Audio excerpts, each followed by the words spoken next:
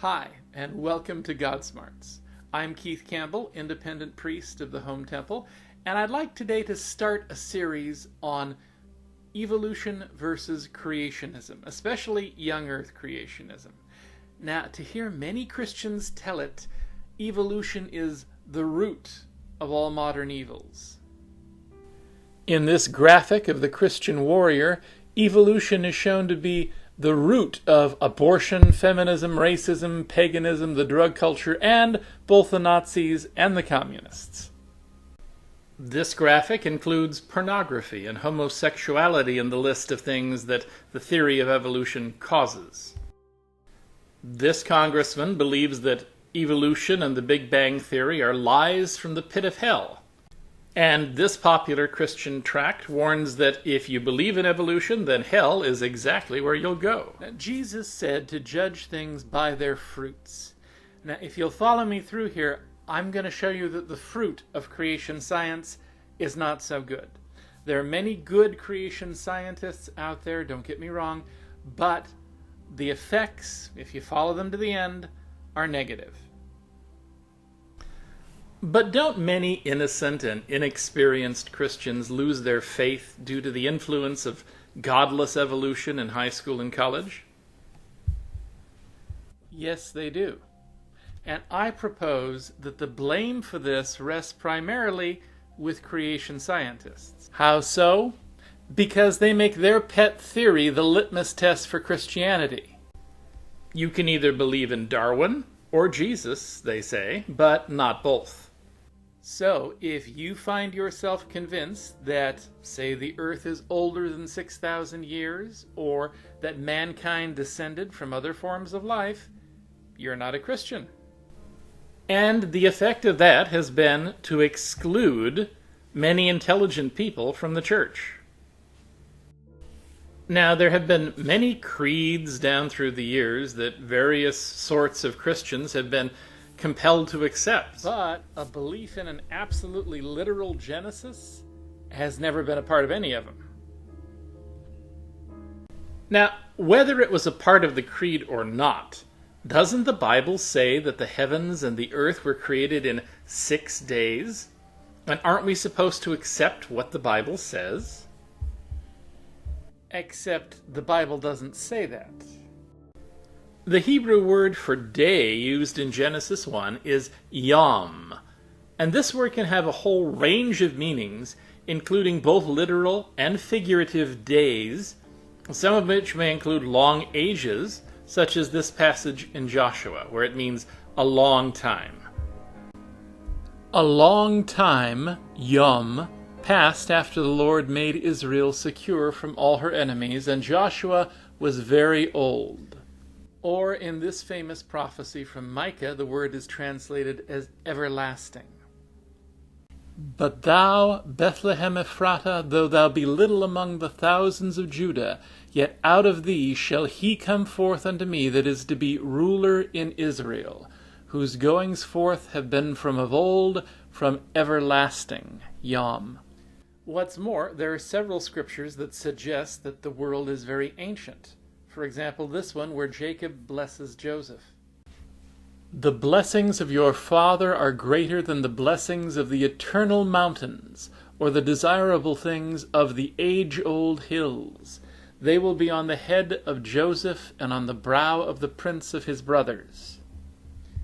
But how can the hills be eternal or everlasting if, according to some young earth creationists, they were created just a few generations before Jacob and Joseph? But let's get back to the word yom in Genesis, the word that means day. Does it mean a human day? It might. Does it mean a metaphorical or divine day? We're told in other scriptures that a divine day can be at least 1,000 years. And are we willing to condemn people to hell simply because they disagreed with our grammar and interpretation of a word in Genesis? The book of Job suggests a plan to follow if we aren't sure about the facts of creation. But now ask the animals, and they will teach you, or the birds of the sky, and they will tell you, or speak to the earth, and it will teach you, or let the fish of the sea declare to you. In other words, if you want to know about nature, ask nature. And when we ask nature how old it gives us a pretty clear answer of 13.8 billion years old. That isn't a guess, that isn't a speculation, it's a measurement. Here, let me explain. We can measure how far away the closer stars are by measuring how much they move against a background of stars that are farther away when the Earth is on the opposite sides of the Sun at different times of the year. When we catalog these closer stars, we find that stars that share the same spectral class are about the same size and are about the same brightness. Then, when we see the same kinds of stars and other objects farther away, we can measure how far away they are by comparing their size and brightness to these closer objects. Once we know about how far away these stars are, we can measure the speed of light. And by calculating how long that light would take to travel the distance from the stars, we know by measurement that the light we see from the farthest galaxies has been traveling through space for more than 13 billion years. 13 billion years. Now let's think about that a minute. Suppose we're observing a star 8 billion light years away. The light that we are seeing... But how is this possible in a universe created 6,000 years ago? The light from that star would never have reached us. To explain this problem, young Earth creationists have come up with the concept of apparent age. What this means is that when God created this star 8 billion light years away, he also created all the extra light between that star and the Earth so that the star would look 8 billion years old, but wouldn't be. Of course, if you assume these are the last days and the world is about to end, God could have saved himself a little bit of trouble. He could have just created the 6,000 years of light. In fact, he could have gone on to not even create the star at all. I mean, what's the use of a star 8 billion light years away that we'll never see? It gets even worse if we look at a supernova or exploding star. Astronomers recently observed a star explode 8 billion light years away and then wink out.